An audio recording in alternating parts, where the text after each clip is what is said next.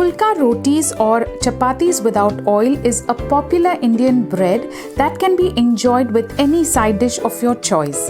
Hi, I'm Sarika Benjamin and welcome back to my channel Benji's Home Cooking. Today I bring to you the recipe of fulka roti which can be easily made at home.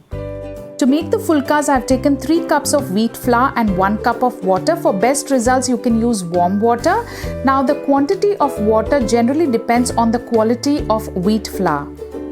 Good quality of wheat flour will absorb fairly good amount of water. So according to my experience, if you have measured 3 cups of wheat flour, you would require half the quantity of water, that is 1.5 cups or at least 1.25. So you can see I've already used up 1 cup of water and I'm going to take an additional half cup, and at this stage we will start adding water little by little to make sure that our dough does not become too watery or thin and sticky.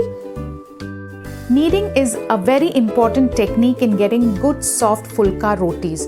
Though it may seem a little bit of laborious process, but this kneading of 5 to 7 minutes is absolutely worth it when you see the soft fulka rotis and the end result. So just keep adding water little by little and keep kneading the dough till it is smooth and soft. Make sure you don't add too much of water and make the dough sticky and you get smooth edges. Use the knuckles and keep pressing the dough so that it is nice and soft. You can see here I have used only 1/4 cup from the additional half cup water that we have measured, and my dough is just perfect. It is not too tight, it is not very thin and sticky. It's just correct, and that's when we stop adding water and keep kneading till it is nice, soft and smooth. At this point of time, I'm going to add 1 teaspoon of oil. You would have observed that I have not added any salt in the dough because I'm not used to, but if you are somebody who likes the taste of salt in your chapati, you can add half a teaspoon of salt when you start kneading the dough at the very beginning. And once you knead it well, it will be nice, smooth and soft, and we're going to let it rest. When it rests, it gets even more soft. So make sure you don't make your dough very sticky right at the beginning. So here I'm going to cover it and rest it for at least 15 minutes, but half an hour is a good time. So here I have rested my dough for about half an hour and it is really soft. The water is well absorbed and the dough has rested well. So I'm going to just give a quick knead, and once you knead it, we are going to roll it out into small balls. So I have just taken half a teaspoon of oil to grease my hands, and we're going to roll it out in even size balls. When you roll out these little balls, make sure that they are even on the edges and not cracked, so the border of your fulka or chapati is smooth. So we should probably get about at least a dozen chapatis from this fulka rotis.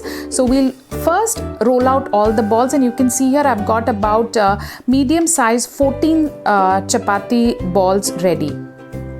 So now comes the technique of rolling. So take the ball that you have rolled and dust it with dry flour or atta on all sides and start rolling the chapati.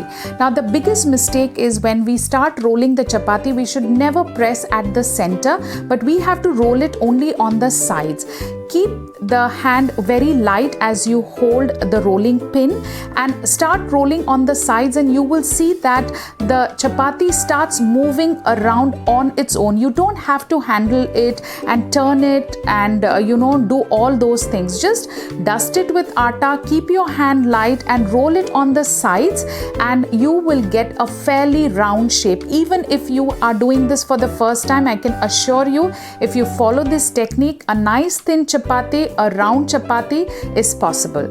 The next important technique to a good fulka roti is the way we roast it. So here I've heated the tawa on medium heat.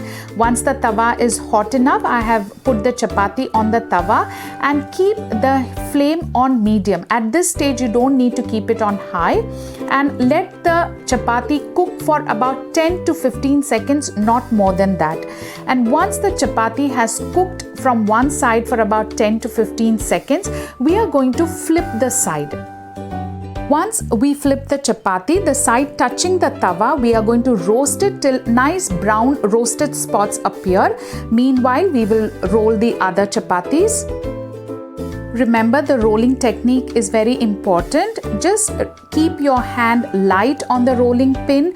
Start rolling from the sides and never on the center. Dust the chapati dough with a little bit of dry flour to ensure it doesn't stick, and roll it from the sides. As you roll from the sides, the size of the chapati will be even. That is, it won't be thick on one side and thin on the other. It will just be perfect and it will cook very well. Meanwhile, you can see the chapati that is on the pan, small little bubbles have appeared and the side touching the tawa has roasted well. At this stage, we are going to flip the uncooked side straight on the flame, and once you flip it, increase the flame to high. As soon as you flip the chapati and increase the flame, the moisture in the dough creates this air pocket or a balloon-like effect, and this actually makes the chapati nice and soft. So once roasted, I am keeping it in a container lined with a paper towel to avoid sweating, and we are going to roll the other chapatis in the similar way. Many times while roasting the chapatis, people keep flipping the sides every few seconds. That's absolutely not required. That actually makes your chapati or fulkas hard and like papad. So just let it cook for 10 seconds on one side, flip the side. Once the other side is well roasted and you see the brown spots, turn the uncooked side and flip it on the flame on high, and it will immediately gather up steam and bubble up or become like a balloon, and your soft fulkas are ready. That's how easy it is. You can also apply ghee on the chapatis and keep. You can see how soft they are, and they stay soft for a long time. So use warm water while kneading the dough. Remember the technique of rolling the chapati and roasting, and enjoy this fulkas with whatever side dish you would like to enjoy it with.